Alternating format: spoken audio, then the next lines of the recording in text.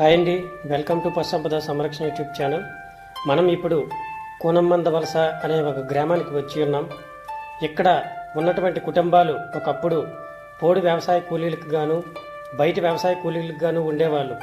కానీ ఇప్పుడు పశుపోషకులుగా మారి పాడితో ఆర్థిక అభివృద్ధి సాధిస్తున్నారు. అది ఎలాగో వారి మాటల్లోనే ఇప్పుడు చూద్దాం.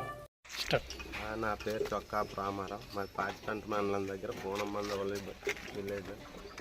సుమారు ఊర్లో 40 కుటుంబాలు ఉంటాయి. 40 కుటుంబాల దగ్గర 30 కుటుంబాలు ఈ పాడి పశువులను పెంచుకోవడం జరుగుతుంది.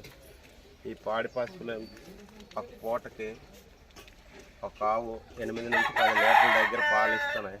ఆ పాల ద్వారా ఈ జీవనం సాగిస్తున్నాము.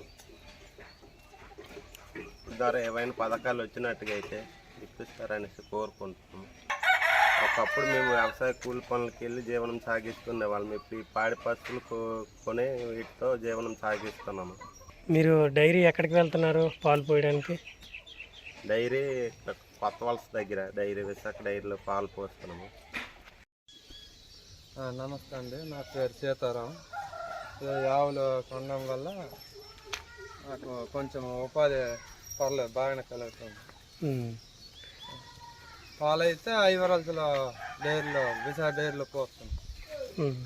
ఎన్ని ఉన్నాయి పశువులు మీకు? పశువులు ప్రజెంట్ అయితే 6 ఉండేది, ఇప్పుడు ఒక 4 ఉన్నాయి. 2 అమ్మేసాము. మళ్ళీ ఇంకా తీసుకొస్తారు మిగతావి? చిన్న అవకాశం వస్తే తీసుకొద్దాము. ఇక్కడ దాదాపుగా 40 కుటుంబాలు జీవనం సాగిస్తున్నాయి. అయితే అందులో 30 కుటుంబాలకు గాను యావరేజ్గా ఒక్కొక్కరికి 3-4 పశువులు ఉన్నాయి. అయితే ఇక్కడ ఫస్ట్ ఒక ఆయన ఒక 2 ఆవులు తీసుకొచ్చి మేపడం చేసి ఆ పాలని డైరీకి పోయడం జరిగింది. ఈ డైరీ కూడా ఇక్కడ అందుబాటులో లేదు. దాదాపుగా ఒక 3-4 కిలోమీటర్లు సైకిల్తో కానీ బైక్తో కానీ వెళ్ళి వేరే ఊరిలో పాల కేంద్రానికి పాలు పోయాల్సి ఉంటుంది. ఆ విధంగా ఆయన కష్టపడి పాలు పోసి 15 రోజులకి బిల్లు తెచ్చుకొని చాలా ఆనందం వ్యక్తం చేశాడని చెప్పారు. ఆ తర్వాత ఒకళ్ళని చూసి ఒకరు అలాగా దాదాపుగా ఇప్పుడు ఒక 30 కుటుంబాలలాగా ఈ ఆవుల్ని పెంచుతున్నారు. ఈ పాడితో జీవనం సాగిస్తున్నారు. అయితే ఒకప్పుడు చాలా దూరాల్లో ఎక్కడో పనికి వెళ్ళే వాళ్ళం. ఇప్పుడు ఆ అవసరం లేకుండా ఈ ఆవులు మేపుతూ వీటి ద్వారా కొంత ఆదాయం వస్తుంది. తర్వాత వ్యవసాయ పనులు కూడా మాకున్నటువంటి కొంత భూమిని వ్యవసాయం చేస్తున్నాము. దాని ద్వారా కొంత అభివృద్ధి చెందుతున్నాము. అయితే మరికొంత భూమిలో ఈ పశువుల కోసం కొన్ని రకాలైనటువంటి గొడ్డు జాతులను వేశాము. అవి కోసుకుంటూ తెచ్చి వీటికి వేయడం జరుగుతుందని చెప్పారు.